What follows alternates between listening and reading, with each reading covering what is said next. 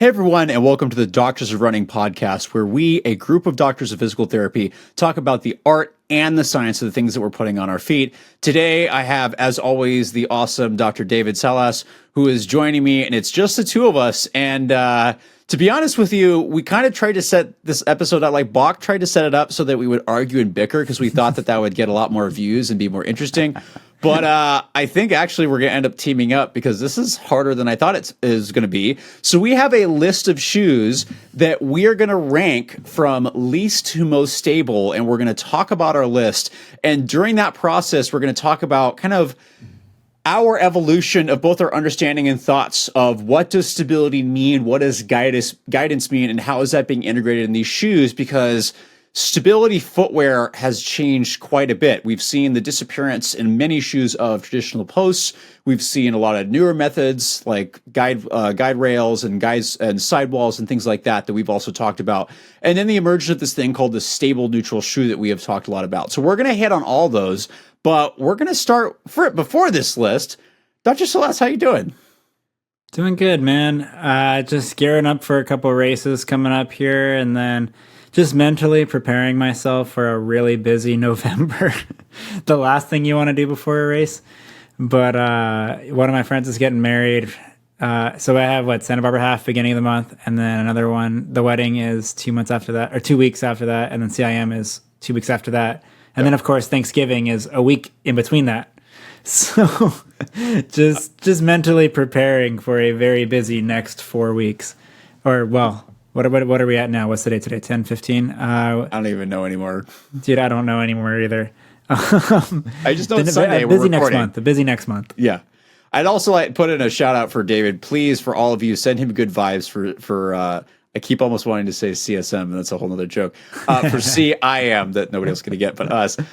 For California International Marathon, which is for me, I've always been really challenged with that course because I don't do super well downhill, but it is a fast course. And I want everybody to send good vibes and fast feelings to David so you can crush another marathon and keep moving closer to or hit that OTQ that we all know you have in you. So please send those good vibes to him. So let's get into this list. So in no particular order, David and I, without knowing what the other person's going to do, are going to rank the following shoes from least stable to most stable. The list is, not in any order, the Saucony Guide 16. We'll throw the 15 in there because it was kind of an upper update. The Hoka Arahi 6, which Hoka, what are you putting out number 7? Come on, I'll stop. The New Balance Rebel version 3, the Altra Escalante 3, the Adidas Boston 12, the Hoka Stinson 7, the Asics Kayano 30, the On Cloudgo, the Brooks Adrenaline, and then the Nike Vomero 17, which we just got, and I'm really enjoying. So, who wants to go first? And yeah. We're going to do least stable to most stable, right? Least stable to most stable. Least stable to most stable. Yep. Got it. Okay. So I'm going to write down or we could do like David's. A 3, 2, 1 shoot type thing, like where we say it. 1 through 10? Or like like the least stable. Okay. Are you ready? We should definitely do 3, that. And then we say it, and then see if they line up. Yeah. Should we do it? All right, ready? Let's do it. All right. So on 3, 1, 2, 3. Rebel version 3. There we go. New Balance Rebel. We agree. Okay. Sorry, Bach. We agree. It's okay. It happened. So that'd be laugh if we agree the whole entire time. So why did you say the Rebel V3 being the least stable? Yeah, I mean, it was one of those shoes that it was meant to be this performance shoe, and it is a performance shoe. It's lightweight, it's streamlined, but fuel cell is soft, man. Like there's a lot of give to it. The upper, it's secure enough, but there's still a little bit of give to it. Like I definitely don't feel stable in that shoe. And I think one thing that was very evident when I was running in that shoe was being on the track. That should be a shoe that in theory I feel comfortable running on the track in, and I didn't feel that comfortable running on the track. Like if I was running on the road, sure, it was fine. But like keeping kind of constantly being on a turn didn't feel great in that shoe. So it was for me, that was probably the easiest pick of this entire list. Like that was the least stable for me. It's a neutral shoe, and if you like soft foams and bouncy foams, like it's not a bad shoe by any means. It's just not that stable. I totally agree. I think it was the combination of Fuel Cell super soft. It's like the same thing. Fuel Cell Elite version 3. Like I know some people love that shoe. It's just not. It has some of the things, but for me, long term, it's just such a soft foam. It's not it's not unstable, but it's not a stable shoe. The Rebel V3 also has the really narrow shape. So there's not a lot, like for someone like me that actually has stability needs, like I'll kind of like roll off the platform. It wasn't bad. I enjoyed that shoe. It's just not a stable shoe. That's just how it goes. For me, someone like me, it worked a lot better for shorter distances. And for someone maybe that has stiffer mechanics, maybe you can take that longer, but you got to have like more stable mechanics to use that shoe, unless using it for shorter stuff. So, all right, we agree. Ready for number 2? Ready? Yeah. All right. 1, 2, 3. Escalante. 3. Wait, what? Seriously?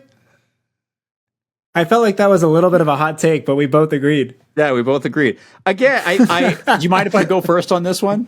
Go for it. It's not that it's an unstable shoe. There's just no other elements that provide stability. I mean, it's got the kind of wider base. Wait, what colorway do you have?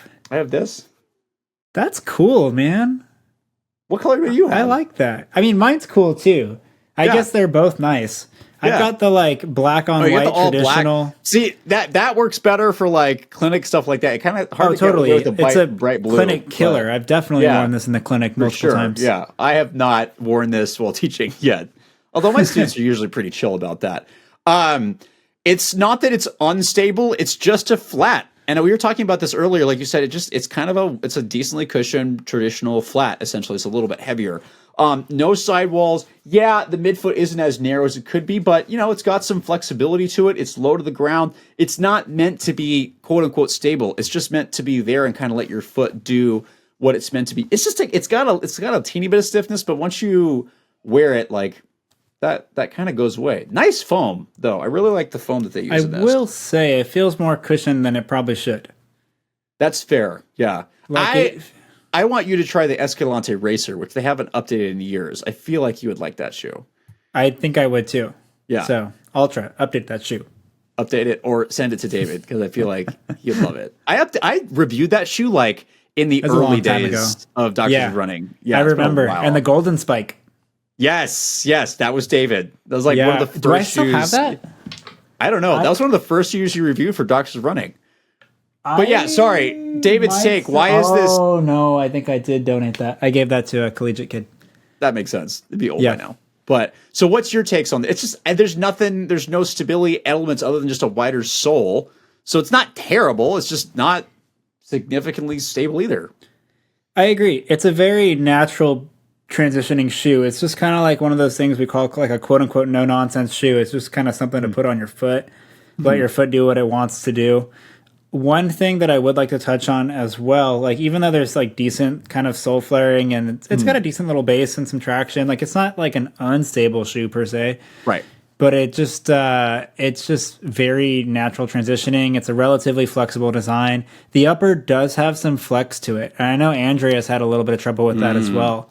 Where like if you're trying to run fast or you're making a lot of turns, like there's a little bit of translation there. It almost feels like an athleisure shoe. I hate to say that, but I mean it. Like, it's a nice shoe. I've done I think so far my longest run in the shoe has been 8 miles, I think. But it just feels like a flat, like it feels very low to the ground, very natural. I'm trying to think of like the closest thing that I can think of that I can remember, but it's like a traditional road racing flat, low to the ground. Like that's basically what it feels like with a little bit more cushion. That's kind of how it's a very neutral shoe.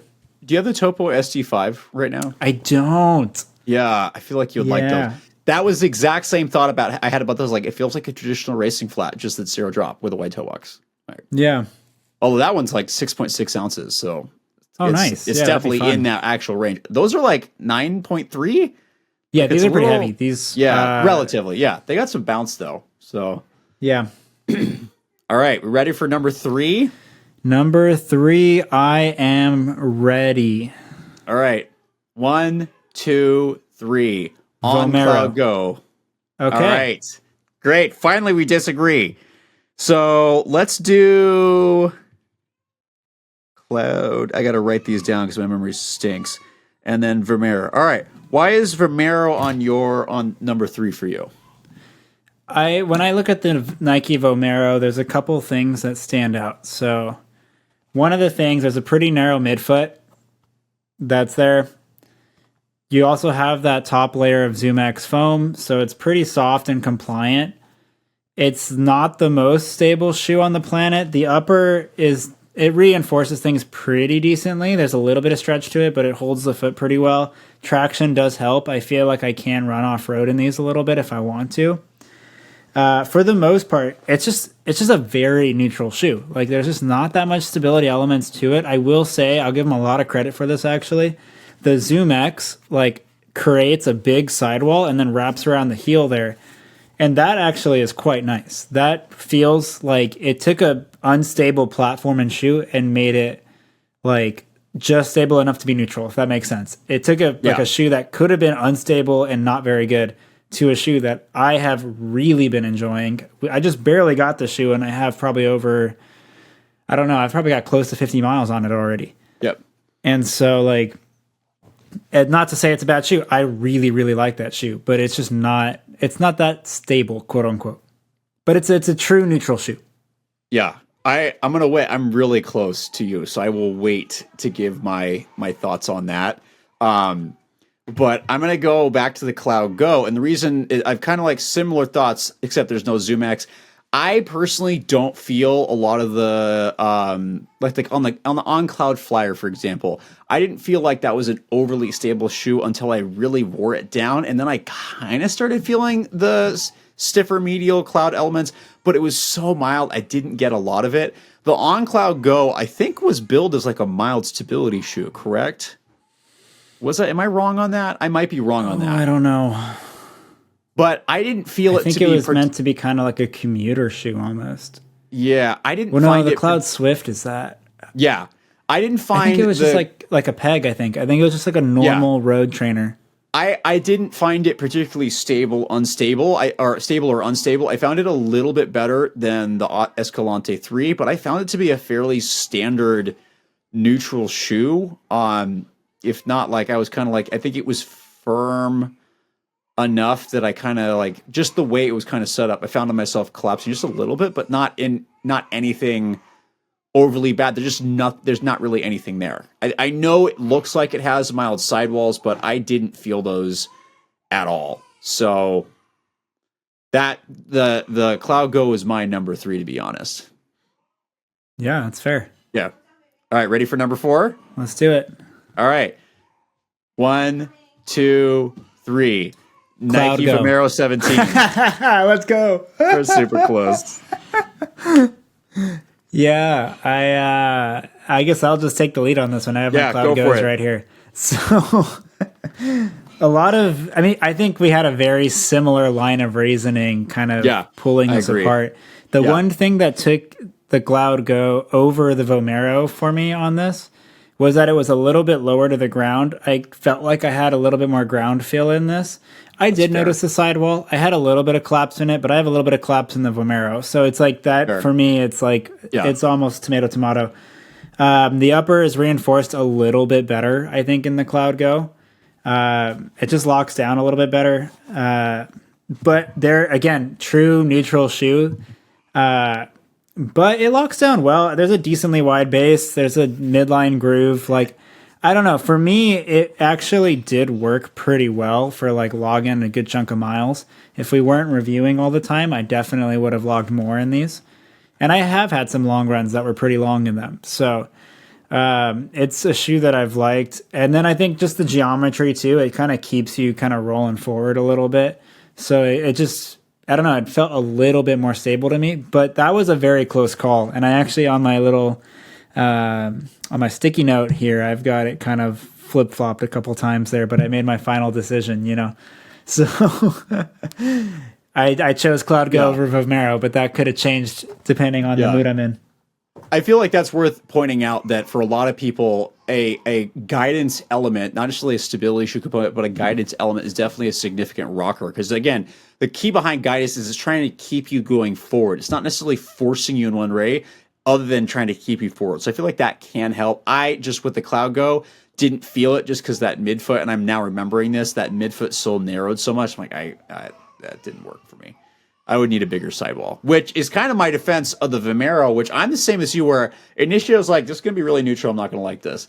And it's actually really growing on me. Is it a stability shoe? No. It's definitely not, right? The midfoot really narrows. The heel widens out, and I do like the sidewalls in the heel. They are really significant, but they're Zoom X. So, they do collapse. But for me, it's just enough. I've done some longer efforts in this shoe, and it's felt fine. Is it the most stable shoe? No, it's definitely a stability shoe, and I wouldn't even put it as stable neutral, but there's enough there that someone like me with mild stability needs can definitely still run in it. So it's not the most stable, but it's enough for me that I've actually really enjoyed it and was going back and forth with my next shoe, which I'm actually way more torn on. So are you ready? Well, I just want to say too, like for the Vomero, like I did 19 in that this morning. So like that's... Like you can totally run long in it. It's not like you can't at all. But it's just it's a neutral shoe. Yeah. It's a neutral mileage shoe meant to get lots. It's not really meant to run super fast. It's just you crank a ton of miles on it. It's great. I feel like we need to do another episode, by the way, on like the integration of like super foams into trainers. I feel like that's been on my mind for a little bit. Just throwing that out into the void so people remind us. I'm so hard on this next one. All right, ready? 1, 2, 3. Boston 12. We agreed again. And I feel the same, and I'm kind of torn on this. Do you mind if I go first? Go for it. All right. So where I'm torn on this shoe is a lot of Adidas shoes, that posterolateral bevel works so well for me in the rear foot. People that, because I tend to go too medial. People that go lateral, this might be a little problem for you, but the only thing that catches this is there's an extension of the plate way laterally. There are the rods that I can really feel, and that tosses me medial. So really nice rear foot for me, not as good midfoot for me, and forefoot with Adidas rods in the forefoot usually works super well for me, and there's very mild sidewalls in the forefoot. So forefoot is awesome, but I think with this isn't even part of this, but it's got something, it pulls it back. That's why it pulls ahead of the Vomero, but not ahead of anything else. And even I was kind of going back and forth between where do I put this versus Vomero. But I think just that this extreme lateral bevel kind of wins just a little bit, but the midfoot does not. So what do you think? I like the shoe. Way better than the 11. Oh, yeah. It's one of my favorite shoes this year. Oh, wow. I want to hear about this. About the Boston 12. Yeah, it's just a fun freaking shoe, man. But I will say, like, it pitches you forward very quickly. That posterior lateral bias is definitely noticeable. Yeah. That midfoot's a little bit narrow, but the really wide forefoot, the rods, that all kind of saves you, and it gives you a really nice toe off at the front of it. So if you're just trying to be like kind of constantly up and forward, that shoe does a great job of doing that. So I've really liked it for like, especially for like long runs, anything where I'm going to be like rhythmic and just want to stay locked in. It almost like forces you to stay locked in, because if you don't, then the shoe doesn't feel very good. So that's also a potential stability element right there as well. So that can kind of knock it down the list. But I'm 100% with you on this. And like, I think the one thing is there's a solid medial sidewall, but it is the Lightstrike Pro. If you don't run quick enough and get into rhythm in this shoe, it doesn't feel good. But that like slightly up tempo, longer effort going on forever, it feels great. Like, I think this is one of these shoes where not everybody needs a super shoe to do their races in. I think this would be a great racing option, longer racing option for a lot of people. And it's actually, I mean, it's what it's been in different forms. It just kind of deviated from that in 10, 11, but I think it's really back with the weight coming down in this feel. So yeah, number 5, we agree on the Boston 12. All right. I think these are going to start getting juicy now. This is where it gets, and I'm going to be, I can't even stick to my gun. I should be more aggressive, but. No, I mean, you're saying what you're thinking, and that's what I'm doing as well. And fortunately, unfortunately, we're agreeing for the most part. Yeah. These next two are really hard for me. So, all right, you ready? I'm ready. All right, man. I don't think I'm ready. All right, We start splitting hairs now.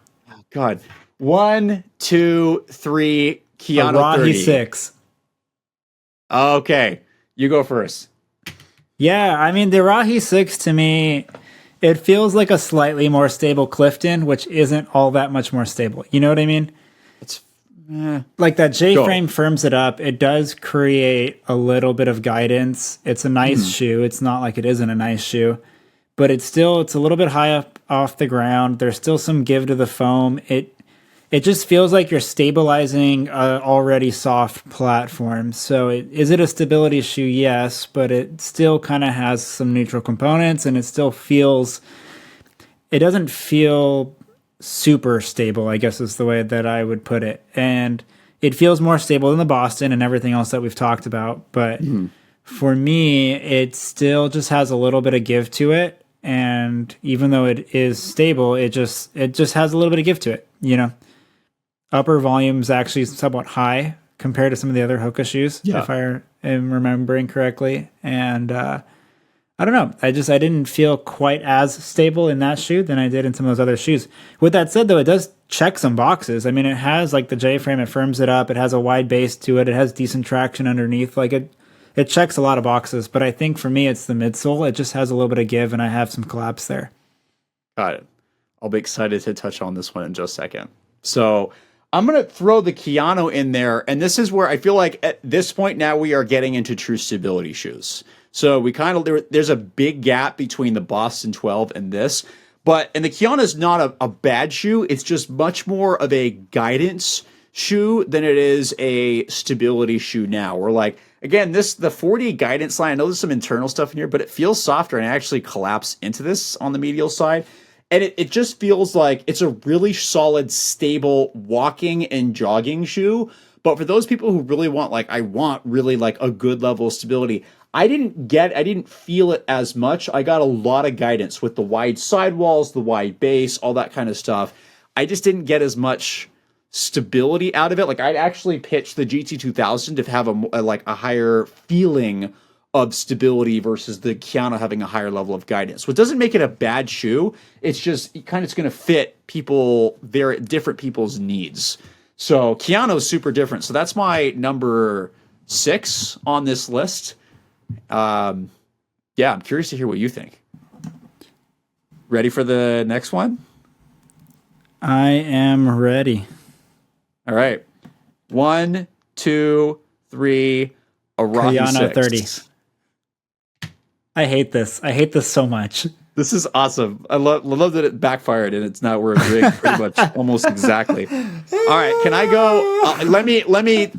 I hear you on the Arahi 6. This is why it beats the Kayano because when I was running in that shoe, I really liked it because for me it was light enough at that time compared to everything else that I could easily do. I picked up the pace. I could do tempos in that. It was great. Spent long tempo efforts. It was a great shoe.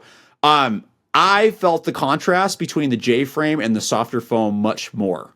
And maybe, I don't know if I compressed the foam more, but I really like, that was kind of like one of the first major introductions going, wow, this is a stability shoe, but they've got guidance element because the J, it also keeps your heel centered. And then as you're going forward, for me, having that through the forefoot was awesome because I typically need stability throughout the length of the medial side, not just in one spot. So for me, I really, really liked it, and it did super well. And the Kayano kind of does that in terms of the fact that it's got stability, it's got guidance throughout the length shoot, the wide, there's sidewalls and everything, the sole's wider. But I just noticed the J-frame more in the Arahi, and that's why it beat it out for me. No, I think those are great points. And it's actually kind of funny because my thought process is also very similar. And maybe I just don't crash the ground quite at the same angle as you do. I don't think anybody does, to be honest. Typically don't need it like full length like that. Yeah. The thing that I notice is that little bit of guidance from the Kayano. The foam is also firmer, even though there's not more of it. It's about the same stack roughly, right? Is it? It's pretty I don't darn remember what close. Because the Kayano's 40-30. I don't remember what the Arahi 6 is. We should look that I mean, if up. the Clifton's 40, I'm going to imagine the Arahi's pretty close. You're probably right. But I just noticed that firmer foam on the Kayano just felt a little bit more stable to me. Yes, there was a little bit of give on that guidance system, but I was already kind of on their 40 guidance system, quote unquote. Like I was already kind of getting onto my forefoot already, you know? So I felt like I was kind of guided forward and I kind of had this wider base underneath me. And that just felt a little bit more, quote unquote, trustworthy than the Arahi 6. So but at the same time, I can totally see where you're coming from on the Arahi as well. But I noticed a little bit more give on myself in my own mechanics in the Arahi than I did in the Kayano. There's no way this is right. Guess what the stack height is for the Arahi 6? Is this per Hoka's website or Running Warehouse? No, this is Running Warehouse and us. And us. Yeah. Oh, we well, we use like Running Warehouse, though, yeah. Yeah, it's changed, apparently. It's like 35? So, yeah. So we had 35-30 on Running Warehouse. That's 39-29. I was saying. So like the other day, so it was like 2 recordings ago or something, we were talking about the max cushion. Yeah. And the Clifton has always been in the lower 30s per their stacks, but then Nate was saying it was at 40. So that was news to me. I didn't realize that for some reason. I mean, we just review so many shoes, it's kind of hard to keep track of all of them sometimes. It is. But that's fair. Like I was like, I didn't realize it was up at 40. But I don't know, like, is the Arahi down at 35 and the Clifton at 40? Also, like, Hoka does seem to be the most wishy-washy with some of these stack measurements, especially on their own site. They use those volumetric measurements, right? That they I don't know those like 3x numbers, like it's like that's not helpful. Just give us the basic. No offense, okay. Just get to the give the people what they want. They don't know what volume means. All right. But yeah. Ready? Wait, hold up. I think yes, I'm ready. I made a couple switcheroos, randomly, so I've just got to follow my own arrows. Got it. The next couple ones are going to be pretty We got close. 3 more, right? Yeah, we got 3 more. Yeah, I'm ready. Ooh. All right. 1, 2, 3. Guide Brooks 16. Adrenaline. Ooh, this is going to be good. All right. Go for it. So the Brooks Adrenaline, I see it in a similar light as the Arahi, but I think it's just more stable. When I look at the Adrenaline, I think of a shoe kind of like the Ghost, the Saucony Ride, a Nike Pegasus, like a pretty traditional running shoe, neutral frame, and they added some guidance rails on there, and they kind of firmed it up a little bit, and it just felt a little bit more stable than the traditional offering. And you're able to kind of take it a little bit of everywhere where you want to go. Like it just kind of works. And it's like that shoe that you can beat up into the ground and you can trust that it's going to be there underneath you. And it is a stable shoe. It's one of those ones where I don't, and we'll touch on this a little bit later, but for me, stability is about trust. And how much do I trust that shoe taking it, road for long periods of time, even if I have to go trail, off-road, unstable surfaces, grass, it doesn't have to be trail. It could just be literally a grass lawn. I mean, how many times have you been running on a grass lawn and there's gopher holes and gives and things where it's like, okay, that's not a stable surface either. It's not a trail, but like, I just think about like, how much do I trust this shoe?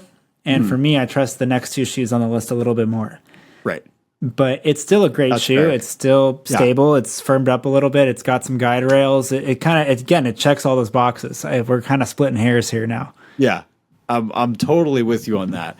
Why I put the Guide 16 in there, which the Guide 16 was great. It's gotten lighter. It's gotten snappier. Like the Ride and Guide are so much better. And I can't believe their stack height is as high as it is. They're very nimble shoes. Like they feel like not a lot of shoes there, but in like a good way. Where it's like I think you and I had the same experience with the Ride where we were doing workouts in a daily training shoe, and we're like, this is a great shoe. The Guide is not. I think the other 2 shoes are going to beat this out, and I'll explain why. But for me, it beats the Arahi because it's got full length. The sidewalls are integrated really well, and I really feel that medial, not wedge, that what's that called? That plastic thing. I really feel that is pretty intense for me. So that really, the midfoot and the heel, that I found that I noticed that piece the entire time. So people that want that classic medial post feeling, even though it's not technically a post, they're going to really, really like that. Plus the sidewalls, the thing being just it's a little stiffer. There's just a lot of elements that make it very both guided and very stable. And it's more noticeable for me than the Arahi. So that's why it beats it out. Solid, absolutely solid shoe. The guide has come a long, long, long, long way. So yeah, that's why I think that one. And we're probably just going to switch a route here. But you ready for the next one?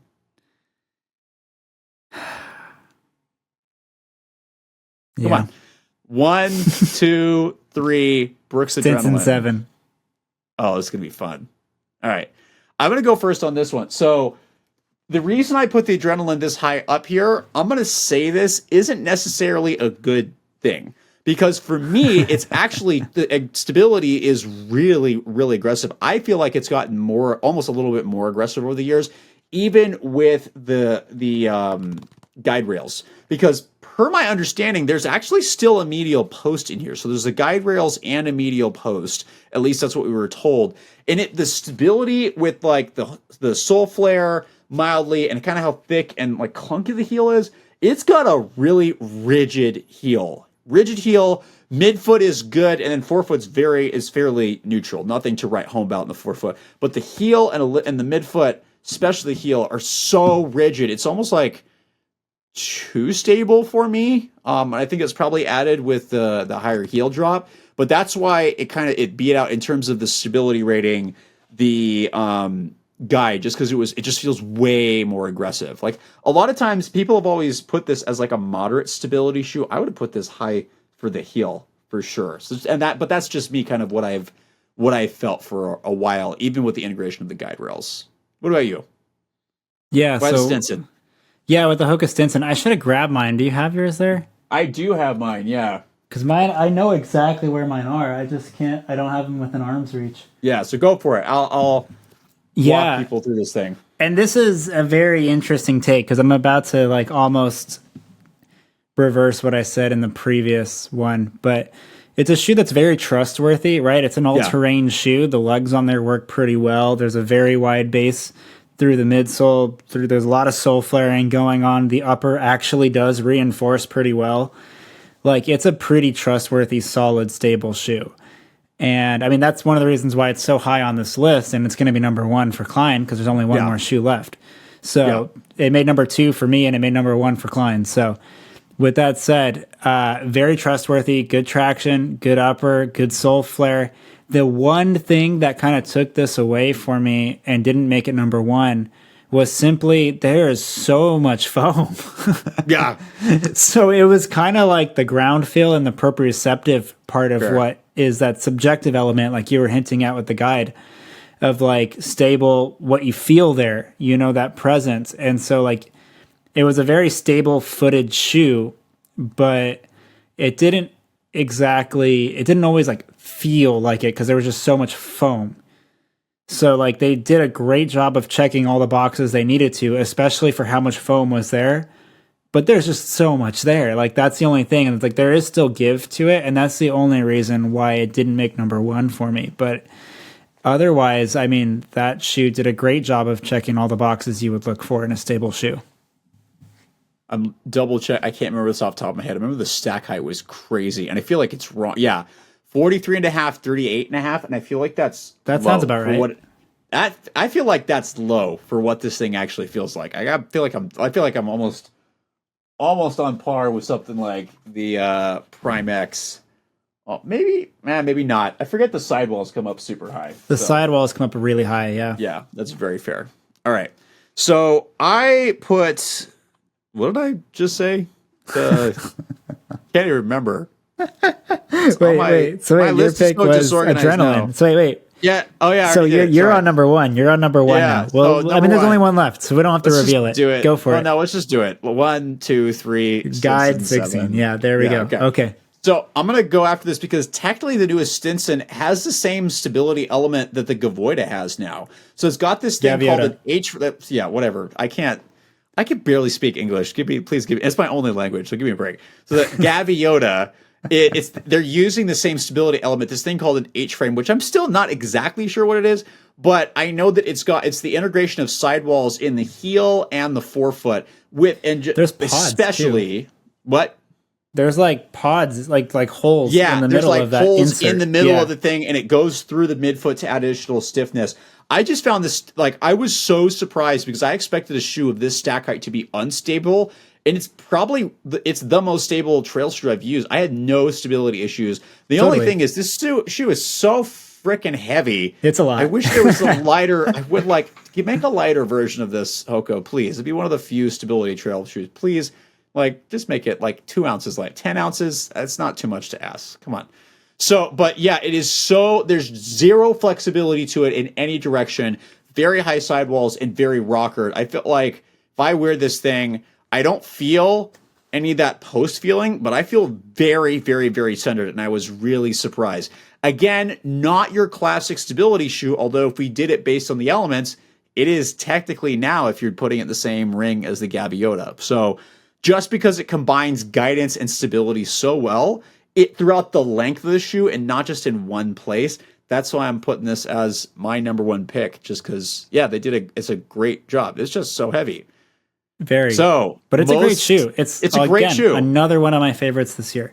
Yeah, which I was I had the same. I was very surprised. Like, I shouldn't like this. It's heavy, but I do. All right, Guide 16, which we were super close. Yeah, do I have the 16 or the 15? That's the 16. Yeah.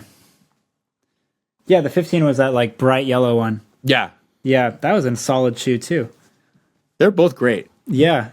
Okay, so Guide 16, some of the things you were touching on earlier with the Adrenaline and with the Guide as well.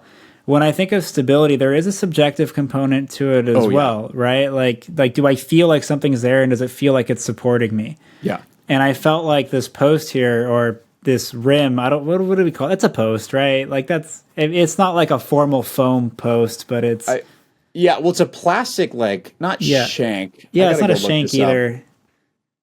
I'm just going to say post. Members, yeah. Arc. It's an arc. I think that's actually what arc. The Holotech support. There we go. Holotech support. You can't dodge it. No. There's no way you're going to dodge it. And I think because it was something that I could feel every single step, not a bad thing. Again, I like this shoe. But it just felt like that heel and midfoot. Like, I was just like, I'm here. You know, like, I'm not, like, even though, like, yes, your foot's going to do what it wants, but proprioceptively, what I was feeling, like, it was always there and it wasn't going away. Yeah. And I was transitioning forward. I was popping on the forefoot. Like, it just subjectively felt like it was a little bit more stable through that midfoot and heel. And then on top of that, it's also a little bit lower to the ground as well compared to these other shoes. So everything is just that much more prominent. There's more ground feel. The upper has a little bit of stretch to it. So that probably could have been a little bit more, quote unquote stable, compared to some of these other shoes as far as lockdown goes.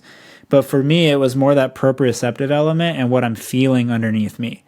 And so as much as we don't always include subjective data, it just felt more stable to me from that road standpoint. Now, the Stinson, as far as experience goes and taking it wherever the heck I want to take it, that's going to win.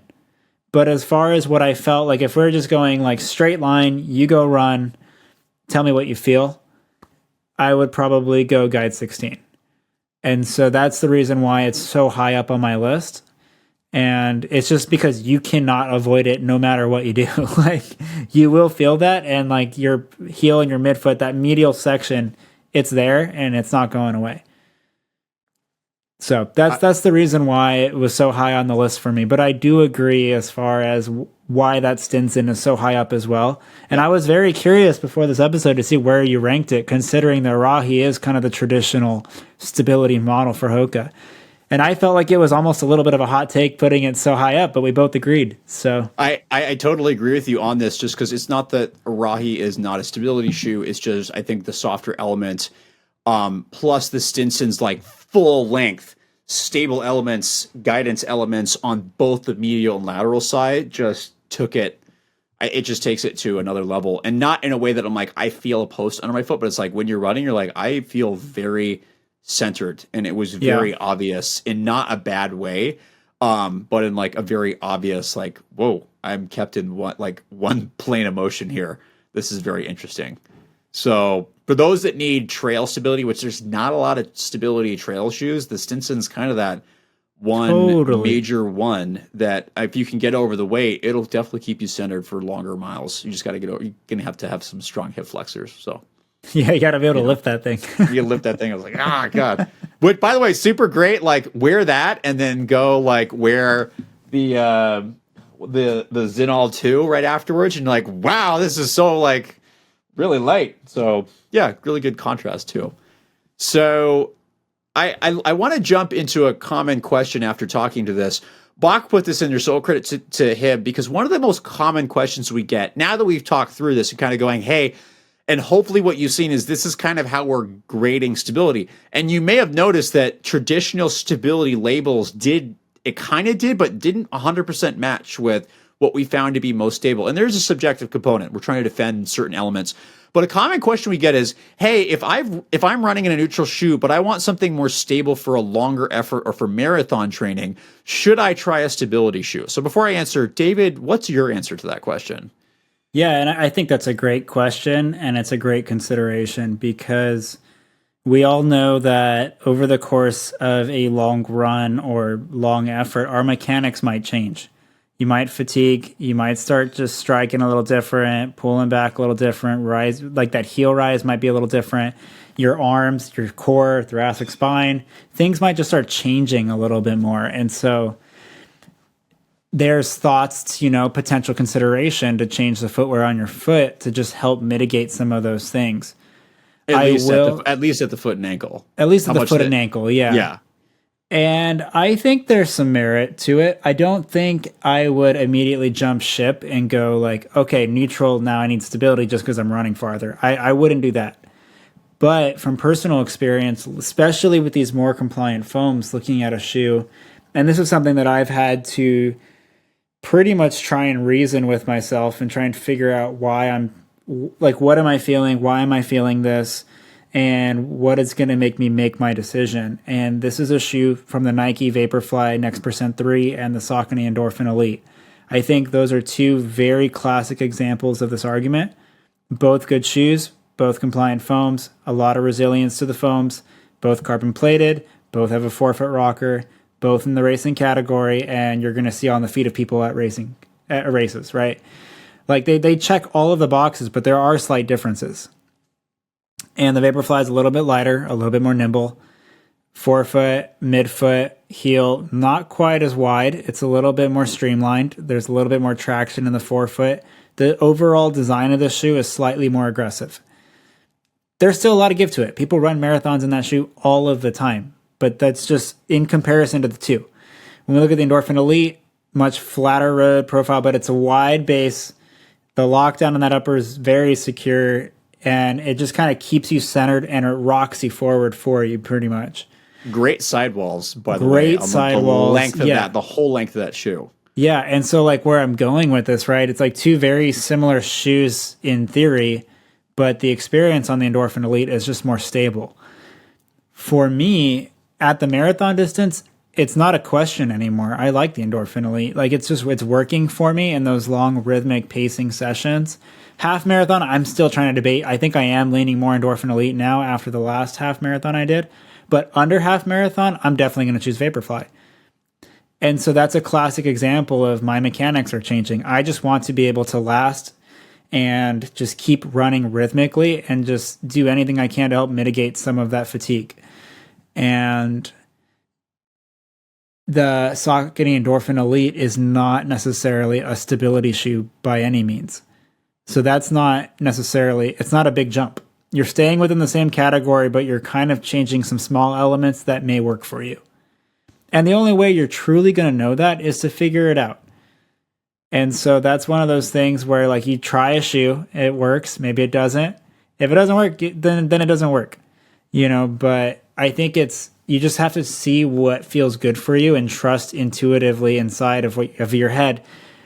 I'm enjoying this better for XYZ. I'm going to use it for XYZ. Don't let marketing, don't let any of the other stuff sway you. I'm totally with you on this, and I think that analogy was probably the best thing. Of you don't necessarily need to go in a totally different category. If you're wearing neutral shoes and you're like, I want something a little bit more stable for longer distances because something I'm concerned about, stay in the same category and get something that we call a stable neutral shoe. That means you're not necessarily going to these shoes that are categorized that have posts or these very aggressive stability measures. Get into something that maybe has something a little bit more that's kind of guidance based. Like we talk about sidewalls, for example, which again, the Vomero kind of does fairly well in the heel. Maybe not. That's not the best example. What's a better example of a stable neutral? I mean, the Stinson, I guess. But they did market that. Technically, that has a stability element. Yeah, they did say it was like partially stability. They didn't outright say stability shoe, but no, they did not. Let me throw this something. Should have been better prepared for this. I thought about this earlier. But all right, let's do this. I'm going to throw this out there within the same vein. So let me throw the Super Blast in there. Oh, I was thinking the same shoe. The Super Blast to me stable. It's stable neutral. Yeah. It's not a stability shoe, but it's got really good sidewalls. It's a little stiffer, and the way the foam is set up, it just kind of collapses and keeps you really centered here. So this might be a great option. Going, you know what? I'm really liking some of these more bouncy kind of super foams, but maybe they're not stable enough for me to use all the time, or I just need something that I can handle going longer, but it's still a neutral shoe. It's just got stable elements to it. The Super Blast is a great example of this. There are other shoes. I think I was kind of looking at the Nimbus 25, and I remember Nathan and I argued about this, but a shoe that's got a really wide base to it. It's got sidewalls. It's very rocker. It's guidance based, but it's still neutral. So I think those are very good options going. You don't actually have to jump category into a true stability shoe, but finding elements in neutral shoes that make it more stable. So if you look at our page that Bach has done a great job with, looking at stable neutral shoes, you'll find some stuff in the same category that won't be as aggressive as a jump. And correct me if I'm wrong, David, kind of one of the concerns of, not that stability shoes are bad, we just concerned when you make a big jump between categories when you've been sticking with one for a while, that you got to take time to ease into that. Even if you need more stability, it can be helpful to, unless you have some kind of injury or something you're coming back from, you generally should kind of ease into things. Doing sudden jumps between categories either direction can cause irritations if you overdo it and don't let your body adapt. It'd be, in my opinion, and correct me if I'm wrong, it's a smaller transition if you go add a stable element to the same category like sidewalls or a little bit more stiffness. I think that's going to be a lot easier transition and have less, not to scare people, but have less a chance of something happening or something interrupting your training. Agree or disagree? No, I'd agree with that. I mean, it's definitely anecdotal. I don't have any kind of data to back that, but small change, it's easier to make a small change than it is to make a big change. Right. And subjectively, it's probably not going to feel as dramatic. Right. Small changes generally tend to make less of an impact in terms of how you adapt to things. Larger changes take longer times to adapt to. And if you add a stimulus too quickly without giving yourself time to adapt, that's where you might see poor adaptation. So that's, again, not really any data on that, but that's based on kind of some basic principles is kind of how I would base that. So I think we're on the same element with that. So again, summary, you don't necessarily have to get a stability shoe. There's now so many different options now for stable neutral shoes. Take a look at our guide on our website, and it will give you lots of good options to potentially consider a smaller transition that might even be more comfortable. Not saying stability shoes are not comfortable, but certain people like them, certain people don't do well with them. So that's the way it goes. Now let's take a step, unless you have something. Oh, it's nothing shoe related. I just want to say that I appreciate that you have the biomechanics book right behind you. Oh yeah, of course. That's a Newman, right? Yes, the classic Newman that I cite all the time. We should. I feel like it's a solid book. We get that because we both went to Western University of Health Sciences, and who introduced that first? Was that Dr. Fairley? Was that would have been Jeff Fairley for me? Yeah, that was Fairley for me too. It was like quick early suggestions. So I cite shout Newman out all the Jeff time. Fairley. Shout out Jeff. Newman's a solid book. So let's get into a little bit more of our PT mindset. When thinking about the things that we've just talked about and our lists, how would different injuries affect that list? So I'm going to choose 3 common ones related to just the kind of classic thing where you might need to consider some more stability if you've had one of these. So a history of these is one of the greatest predictors of having this again. So I'm going to choose posterior tibial tendinopathy because they're usually tendinopathies and not itises, Achilles tendinopathy, and then the other side, chronic ankle instability or a history of like repeated ankle sprains. How would those three impact your least to most stable here, if at all? Yeah, I think we just got to pay attention to how things are moving, how things are stabilizing. Obviously, it depends, and mechanics of the individual will dictate a lot of this. But when I look at a shoe like the Rebel, when there's just a lot of give under the foot there, you're going to have a very quick pronation moment there, and you're going to have to be able to stabilize that. So if you are having tib post issues, that might not be the shoe for you. Not to say that you need a stability shoe, but just, again, like maybe look at something that's a little less compliant and spongy. And something like the Cyclone, which is a very similar shoe, but just has a little bit more around it, that might work better for you. Cyclone 2 from Topo being in that same general category, and that might be a subtle but potentially helpful switch for someone that's having issues with things like that. If they truly like that experience they're getting out of a shoe like that, but they just can't handle the shoe. But the tib post, I mean, there's so many things that can go into it, right? Like if you don't have great hip stability, you don't have good core stability, like it's not always strictly an ankle issue. And I think that's what makes it hard to answer some of these questions. But that could be an example of a subtle switch. If you truly like the experience you're having in a shoe, get a shoe that's very similar, but just does it a little bit better as far as, not to say it's a better shoe, it's just, it just does those elements that you might need a little bit better. I'm totally with you. I think my list generally stays the same for those three because a lot of the stability, like the Stinson was my number one choice, and it wasn't because it has a medial post, it's because it's stable on both sides. For someone with chronic ankle instability, which is a big challenge on trail, which again, it's because you're more often likely to kind of land and go into that massive inversion position. Having something that has a lot of lateral stability is equally as important as medial. And that's where we've talked about the concept of central guidance rather than trying to bias you one direction. There's some people that do really well being biased that way. Like for me, being biased really laterally at the heel often works really well. That's why we'll do super well, weirdly enough, with the Adidas Primex Strung 2, which should not be a stability shoe, but it acts like that for me because it's so much lateral give to it.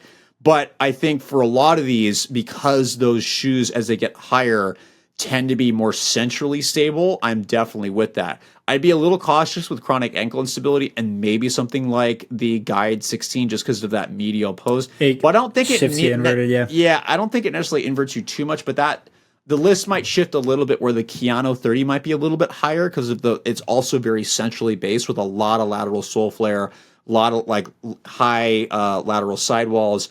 The thing that I'd be cautious with moving into the Achilles, the post tib is like, medial stability, assuming that it's being driven by the foot. If it's not being driven by the foot somewhere else, that actually might irritate it more potentially.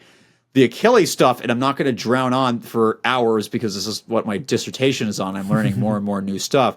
I would say having an appropriate rocker becomes really, really important with Achilles issue, in addition to try to keep things more central. But there's so many other elements besides a shoe for Achilles stuff that I'm learning now that I'm actually like less worried about the shoe as long as it's doesn't have an unstable heel or it's unstable. It's not going to change it that much. I'm going to keep going into how it's a chronic tendon disorder and you have to load it correctly over a long period of time and how much a shoe is going to impact that. As long as it's decently stable, not necessarily unstable, I think you'll be fine if you're doing appropriate training, reloading the tendon correctly and getting some of the elasticity back. So it, to be honest, doesn't change that much. The only thing that makes me think a little bit differently is the chronic ankle instability with the lateral instability. But outside of that, it's fairly similar. But what do you think? No, I agree completely. Yeah. I think when we take a look at chronic ankle sprains, or even those who don't have chronic ankle sprains, like if you just have a tendency to kind of supinate and kind of move off of your foot laterally, you're going to want a little bit more, just a little bit more build up, laterally there. That little sole flare might feel really nice. And it's funny because sidewall. Yeah. or a sidewall. Yeah. Yeah. And when I was running in the Stinson, I have to agree. I literally had a thought to myself, like, try and roll your ankle in this. Yeah, no way. Like even though you're super high off the ground, it's like it almost feels like it's impossible. Like it feels like if it was to happen though, you'd be wrecked. You'd be screwed. You'd be screwed. You're done. Right? Like but the chances of it hitting that angle is pretty low. Yeah. So, you have to you'll be fine up to an extreme angle, then you're screwed. It's no mid. Then it's like ankle ORAF. Yeah, that's it. It's not your actual ankle's gonna be fine. It's going to be a severe high ankle sprain with the fibular and probably tibial fracture. So that kind of reminds me of like people. We had somebody reach out to us that talked about they were running in one of the original Prime X and they rolled their ankle so bad they had a distal tib fib fracture and still loved the shoe. And I'm like, dude, like. Usually, if you got a stack height this high, you gotta have a wider base. But people really liked it. But off topic. So So in an episode that was supposed to have us arguing and bickering because we occasionally seem to like to disagree, I think we totally agreed. There was some mild variation, but I feel like that's totally justified if you look at kind of like the general like subjective error of like kind of this for this, like the subjective versatility, like variability makes total sense. But I feel like our list was basically the same. It was virtually the same, yeah. Yeah. So outside of some small subjective, some small changes, I would say our testing is therefore as inter tester reliability. Yeah, inter tester reliability. So we're pretty solid here. Good thing we didn't have more people that disagree with us. So we can publish this as good reliability and move on. But we hope you enjoyed that. It's something we were trying to bicker about. Lateral bias, yeah. That we hope you enjoyed that. And gives you kind of more of an idea into how we grade stability and guidance. Because that was kind of the goal, is giving you a little background idea of, oh, this is how they're doing that. And again, it's no longer about just a post that makes things stable. There's lots of other elements we talk about. Sidewalls, the sole width, different stiffnesses, all these kind of things. We hope that was helpful, and it really helps you. But what you got to remember is David and I, even though we had very similar lists, have completely different mechanics and completely different preferences. So we are not telling you to base what we just said, like have your shoe choice be based off what we said. It's to help you figure out, how do I guide myself and figure out what I need. You might not do well with the post and you might do super well with sidewalls, or you might be the opposite. You might be someone that needs just a wider midfoot. Find out what that is for you, and we are going to challenge you. Create your own list, or take what we just did and make your own list. Does it compare to what we said? Is it different?